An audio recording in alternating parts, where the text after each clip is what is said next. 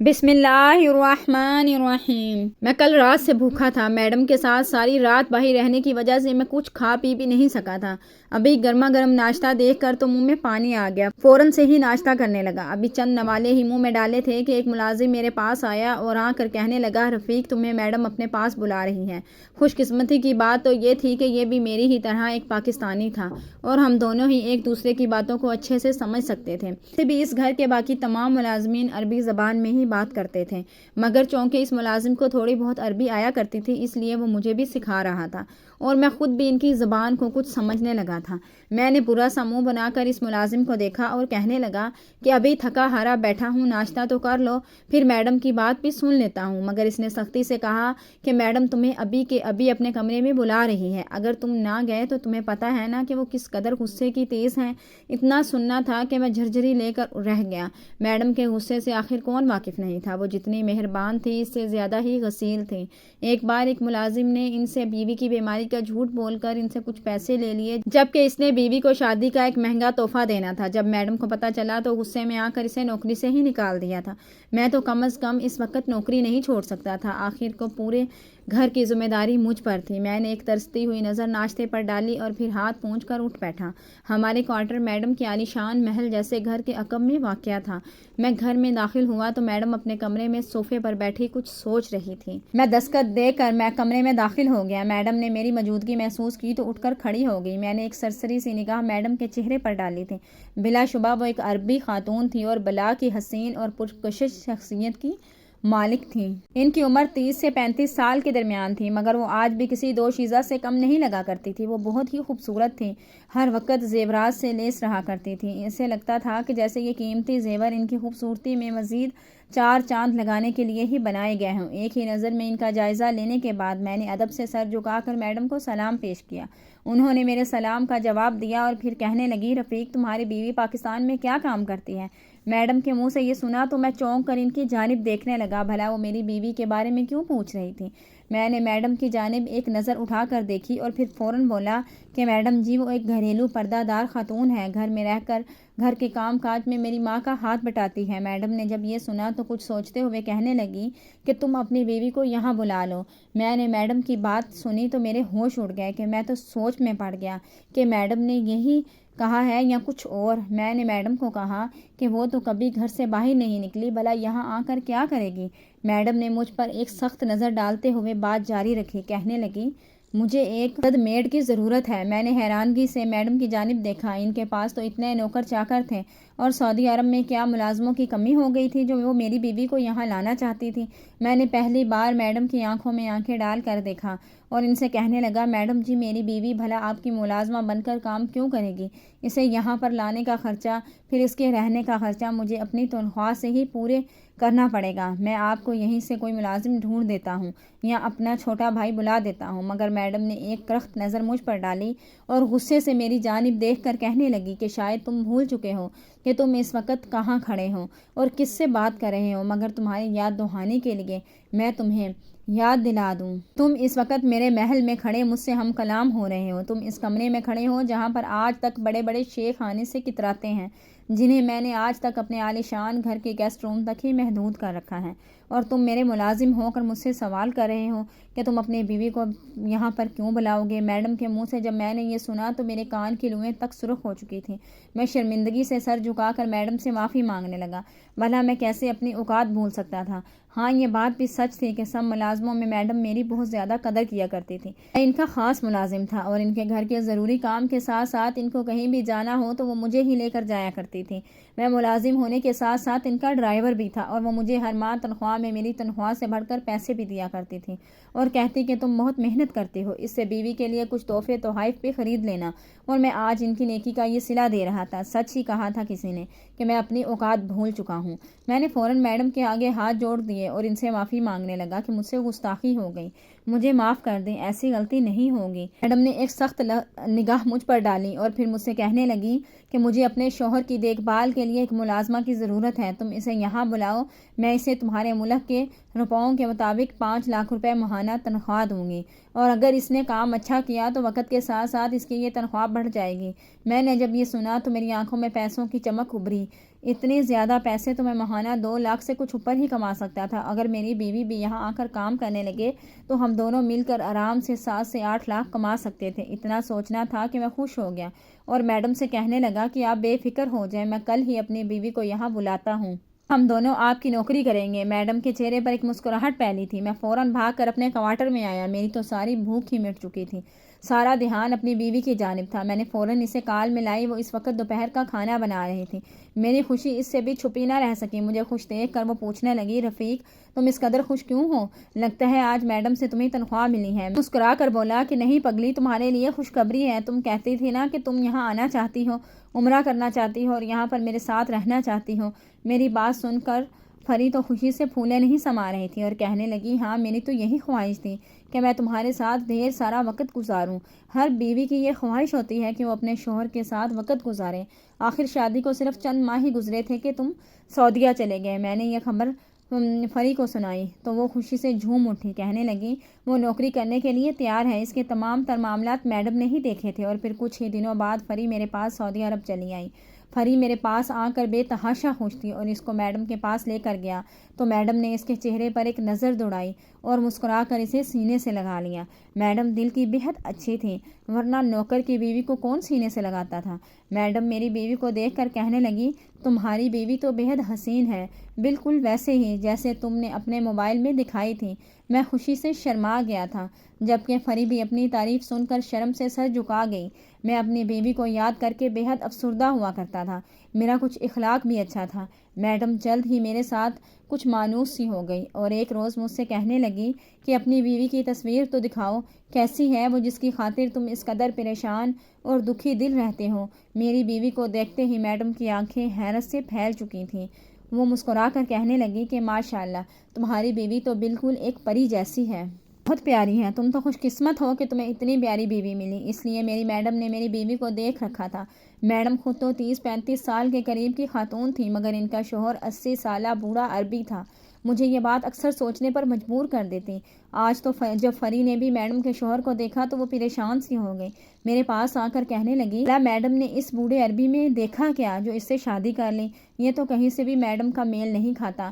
Madam تو آج بھی جوان جہان دکھتی ہیں، جبکہ وہ تو 80 سالہ بوڑھا ضعیف۔ میڈم کو اس سے کیسے محبت ہوگی؟ میں تو کب سے اسی سوچ میں گم تھا جب سے یہاں پر آیا تھا۔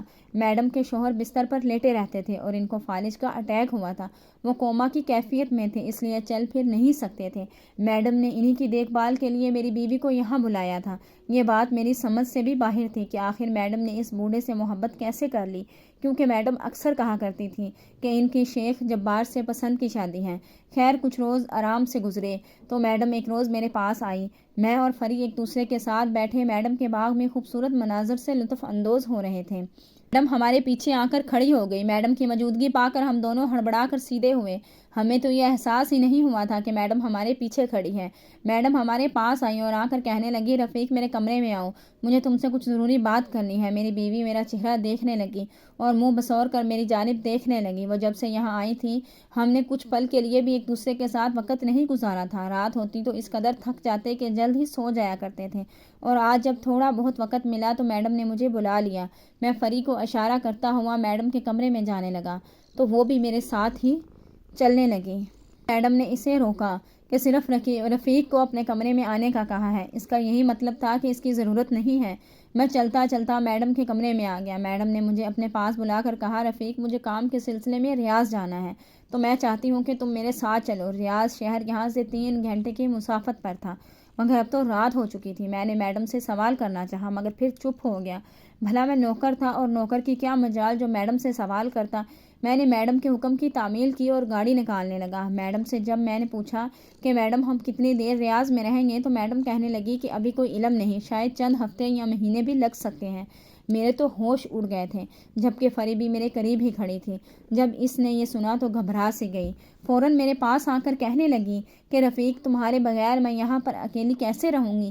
یہاں تو میں کسی کو جانتی تک نہیں، یہاں پر تو ہے بھی سارے عربی لوگ، کوئی میری طرح بولتا ہی نہیں ہے، تو میں تمہارے بغیر نہیں رہ سکتی۔ مگر تبھی میڈم اسے حوصلہ دیتے ہوئے کہنے لگی کہ پری تمہیں یہاں پر وقت گزاری کے لیے نہیں بلکہ میرے شوہر کی دیکھ بھال کے لیے بلوایا گیا ہے، تم ان کا خیال رکھو، تمہارا وقت خود بخود ہی گزر جائے گا۔ فری اس پل بے بسی کا شکار خاموش ہو چکی تھی، مگر میں جانتا تھا کہ وہ اندر ہی اندر کڑ کر رو رہی تھی۔ دل چاہا کہ میڈم سے اس کی سفارش کروں، مگر میڈم نے تو لاکھ روپے دینے کا وعدہ کر رکھا تھا۔ میں نے فری کو وہیں چھوڑا اور میڈم کے ساتھ ریاض آ گیا۔ میڈم مجھے وہاں لے جا کر اپنے کاموں میں مصروف کر چکی تھی۔ 2-3 دن تک تو میرا فری سے کوئی رابطہ ہی نہ ہوا، اور ایک روز فری کا فون آیا تو وہ رو رہی تھی۔ میں نے اسے سمجھایا، تسلی دی کہ مت رو، میڈم کا بڑا گھر ہے، کہیں بھی گھومو پھرو اور میڈم کے شوہر کی دیکھ بھال کرو، بہت جلد ہی میں واپس آ جاؤں گا۔ مگر فری رو کر کہنے لگی، تو میری زندگی عذاب بنا کر رکھ دی ہے۔ میں نے تو سوچ رکھا تھا کہ ہم دونوں عمرہ کرنے کے لیے جائیں گے اور اپنی زندگی خوش و خرم گزاریں گے، مگر تم نے تو یہاں میری زندگی عذاب کر دی۔ میں حیران تھا اور اسے کہنے لگا کہ تم کیا بات کر رہی ہو، بھلا تمہاری زندگی محل جیسے گھر میں بھی رہ کر کیسے عذاب ہو سکتی ہے؟ مگر تبھی فری کی کال کٹ گئی۔ میں نے بہت بار دوبارہ فون کرنا چاہا، مگر اس نے کوئی جواب نہ دیا۔ مجھے اب فری کی فکر ستانے لگی تھی۔ میں یوں ہی پریشان کھڑا تھا کہ تبھی میڈم باہر آ گئی۔ انہوں نے مجھے کام کرنے کے بجائے فون اٹھائے دیکھا تو غصے سے کہنے لگی، رفیق تمہیں میں کام کے لیے لائی ہوں، فون پر باتوں کے لیے نہیں۔ بہتر ہے کہ اپنا فون میرے حوالے کر دو۔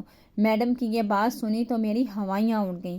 میں میڈم سے کہنے لگا کہ مجھے فری کافی پریشان لگ رہی تھی، اگر آپ کی اجازت ہو تو میں ایک دفعہ واپس چکر لگاؤں۔ مگر میڈم نے تو منع کر دیا اور کہنے لگی کہ سوچ لو، اگر تم مجھے یہاں پر چھوڑ کر واپس گئے تو میں تمہاری تنخواہ کاٹ لوں گی۔ میں تو تھا ہی ذرا لالچی سی طبیعت کا انسان، اگر تنخواہ کٹ گئی تو بھلا میں پاکستان ماں کو کیا پیسے بھیجتا۔ مجبوراً مجھے موبائل میڈم کے حوالے کرنا پڑا اور خود ان کے کاموں میں مصروف ہو گیا۔ اس کے بعد کئی دفعہ فری کا فون آیا، مگر میڈم نے مجھے میرا موبائل نہ دیا۔ میں تو پریشان سا ہو کر رہ گیا تھا کہ ایک روز جب بیوی کی بے حد فکر ستانے لگی تو مالکن سے چھپ کر اپنا موبائل لینا چاہا۔ وہ اس وقت گھر میں موجود نہیں تھی اور میرا موبائل یقیناً ان کے کمرے میں پڑا تھا۔ مجھے فری حد سے زیادہ یاد آ رہی تھی، بات کرنا چاہتا تھا۔ میں نے ان کے کمرے کا دروازہ دھیرے سے کھولا اور پھر ان کے کمرے میں تلاشی لینے لگا۔ بلا شبہ ان کے کمرے میں قیمتی زیورات یوں ہی کھلے پڑے تھے، مگر مجھے ان سب کی کوئی پرواہ نہ تھی۔ مجھے تو بس اپنا موبائل چاہیے تھا۔ تبھی مجھے موبائل ان کے بیڈ کی سائڈ ٹیبل میں پڑا ہوا ملا۔ میں نے فوراً موبائل اٹھایا، جب دیکھا تو اس کی بیٹری بالکل لو تھی، تو اس کی بیٹری لو ہونے کی وجہ سے وہ آف ہو چکا تھا۔ میں نے وہاں پر موجود چارجر سے اپنا موبائل چارج کیا۔ جب تک موبائل چارج ہوتا مالکن واپس آ چکی تھی۔ آج وہ مجھے اپنے ساتھ ڈرائیو کرنے نہیں لے کر گئی تھی۔ میں نے جب انہیں آتے دیکھا تو موبائل فوراً اتار کر اپنی جیب میں چھپا لیا اور اس کی چارجنگ اتنی ہو چکی تھی کہ میں اپنی بیوی سے بات کر سکوں۔ کچھ دیر بعد جب مالکن کھانا کھا کر سو گئی، ایک طرف چھپ کر موبائل آن کرنے لگا۔ یہ دیکھ کر تو میری جان نکل گئی کہ اس وقت فری کی 30 سے 40 مس کال آئی ہوئی تھی اور مجھے تو اس کی فکر ستانے لگی۔ میں نے فوراً اسے کال ملائی، مگر اس کا نمبر بند جا رہا تھا۔ کتنی دیر تک کال ملانے کے بعد اس نے کال اٹھائی۔ وہ بے تحاشا رو رہی تھی، اس کی ہچکیاں بن چکی تھی۔ میں فری سے بکلا کر کہنے لگا، فری کیا ہوا تمہیں اس قدر، تم کیوں رو رہی ہو؟ کسی نے تمہیں کچھ کہا ہے؟ فری رونے لگی اور رو رو کر کہنے لگی، تم نے تو میری زندگی عذاب بنا کر رکھ دی۔ میرا سب سے بڑا غلط فیصلہ یہی تھا کہ میں تم پر اعتبار کر کر پردیس چلی آئی۔ خود تو تم اس میڈم کے ساتھ رنگ رلیاں منا رہے ہیں اور یہاں پر میں ان عربیوں کی، اتنا کہہ کر وہ رونے لگی تھی۔ مجھے فری کی بات پر غصہ بھی آیا تھا، مگر ضبط کر گیا اور پوچھنے لگا، آخر ہوا کیا ہے؟ وہ رو کر کہنے لگی، مجھے یہاں سے لے جاؤ ورنہ میں اپنی جان دے دوں گی۔ میں مزید یہاں پر یہ سب برداشت نہیں کر سکتی۔ ابھی بھی مشکل سے تم سے بات کر رہی ہوں۔ تمہاری میڈم نے تو میرے ساتھ۔ فری صرف اتنا ہی بول رہی تھی کہ تبھی مجھے میڈم کے اٹھنے کی آواز آئی اور وہ اپنے کمرے سے باہر نکلی تھی۔ میں نے فوراً کال کاٹ دی اور موبائل کو وہیں پر موجود گملے میں چھپا دیا۔ میرا دل بری طرح سے کانپ رہا تھا۔ اگر میڈم کو یہ پتہ چل جاتا کہ میں ان کی اجازت کے بغیر ان کے کمرے میں گیا اور اپنا موبائل بھی لے کر آیا تو وہ میری جان لے لیتی، مگر شکر ہے اللہ کا کہ میڈم کو کچھ پتہ نہ چلا۔ جیسے ہی رات ہوئی تو میں نے سوچا کہ میڈم تو سو چکی ہے، رات اپنی بیوی سے مل کر یہاں واپس آ جاؤں گا، کیونکہ مجھے اب فری کی بے حد فکر ستانے لگی تھی۔ نہ جانے وہ کس حال میں تھی، یقیناً کسی ملازم نے اسے ڈانٹ دیا تھا یا کسی سے لڑائی ہو گئی ہو، تبھی وہ اس قدر پریشان ہو کر رو رہی تھی۔ مگر حقیقت کیا تھی یہ تو وہاں پر جا کر کھلنی تھی۔ راتوں رات میڈم سے چھپ کر میں واپس ان کے عالیشان محل میں پہنچ چکا تھا جہاں پر فری موجود تھی۔ میں نے جب گھر میں قدم رکھا تو یہ دیکھ کر میری جان نکل گئی، فری تو وہاں کہیں نہیں تھی۔ میں نے ملازم سے پوچھا کہ آخر میری بیوی کہاں ہے؟ وہ حیرت سے میری جانب دیکھنے لگا، ان کی نظروں میں سختی تھی اور پھر کہنے لگا، تمہاری بیوی اس وقت میڈم کے شوہر کے کمرے میں ہے۔ اتنا سننا تھا کہ مجھے ان کے منہ سے یہ کافی عجیب لگا۔ میری بیوی تو اس لیے رکھی گئی تھی، مگر ان نوکروں کا اندازہ انتہائی عجیب تھا۔ میں نے اس کمرے کی جانب قدم بڑھنا شروع کیے اور جو ہی دروازہ کھولا تو سامنے کا منظر دیکھ کر میری جان نکل گئی۔ میڈم کا شوہر 80 سالہ عربی بیڈ پر نیم دراز بیٹھا تھا، جبکہ میری بیوی اس کے پیروں کی مساج کر رہی تھی۔ میری بیوی بے تحاشا رو رہی تھی۔ اس کو روتا دیکھ کر میں اس کی جانب بڑھا۔ بوڑھا عربی مجھے اپنے پاس دیکھ کر چونک چکا تھا۔ مجھے دیکھ کر فری روتے ہوئے میرے سینے سے لگ گئی۔ میں اسے یوں بکھلایا ہوا دیکھ کر سوال پر سوال کرنے لگا۔ اس عربی کو خون خوار نظروں سے دیکھنے لگا۔ وہ بوڑھا تو کومے میں تھا، پھر ٹھیک کیسے ہو گیا؟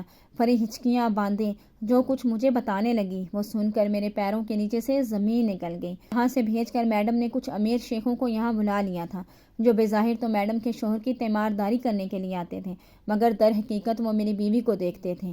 میڈم جیسی بھروپیا عورت نے میری بیوی کا سودا کر رکھا تھا۔ وہ 3-4 شیخ روز آیا کرتے تھے اور میری بیوی ان کو لوازمات پیش کرتی۔ پہلے تو فری نے دھیان نہ دیا، مگر ایک روز ان عربی شیخوں نے میری بیوی کو اپنے کمرے سے دیکھتے ہوئے چھونا چاہا۔ اتنا محسوس کرنا تھا کہ میری بیوی ڈر کر وہاں سے بھاگ گئی، کوارٹر کا دروازہ بند کر دیا اور روتے ہوئے مجھے کال کرنے لگی۔ تبھی وہ شیخ اس جانب ڈھونڈتے ہوئے آئے تو بیوی کال کاٹ کر چھپ گئی تھی۔ وہ شیخ تو نوکروں کا لحاظ کر کے چلے گئے، مگر اگلے روز فری کو کوارٹر سے باہر نہ نکلی اور نہ ہی بوڑھے عربی کو دوا دی۔ میڈم نے بوڑھے عربی کے لیے وہ دوائیں رکھی تھیں جس سے وہ کوما میں رہے، مگر ان کا اثر ختم ہوا تو وہ اٹھ کر بیٹھ گئے۔ اس رات فری پر اس 80 سالہ عربی کا سارا سچ کھل چکا تھا۔ تبھی وہ دوبارہ میری بیوی کو وہاں سے لینے آئے، کیونکہ مالکن جیسی دوغلی عورت نے میری بیوی کو کئی ہزار لاکھ ریال کی عوض بیچ دیا تھا۔ مگر شیخ جبار کو اٹھا دے کر سب کے چہرے کے رنگ اڑ گئے۔ فوراً شیخ پر کیس کروا کر جیل میں ڈلوا دیا، اور یہ سب میرے آنے سے کچھ دیر پہلے ہی ہوا تھا۔ یہ سارے جائیداد اور شان و شوکت بھی اسی شیخ کا تھا۔ میڈم کا تو کام ہی ریاض میں لگتی محفلوں میں لڑکیوں کا ناچ گانا کرنا تھا۔ میں نے شیخ کا شکریہ ادا کیا اور راتوں رات پاکستان واپس آ گیا۔ امید کرتے ہیں آپ کو یہ خوبصورت سا واقعہ ضرور پسند آیا ہوگا۔ اگر ویڈیو پسند آئی ہے تو ویڈیو کو لائک، شیئر اینڈ کمنٹ ضرور کیا کریں۔ چینل کو سبسکرائب نہیں کیا تو پلیز ہماری سپورٹ کے لیے چینل کو سبسکرائب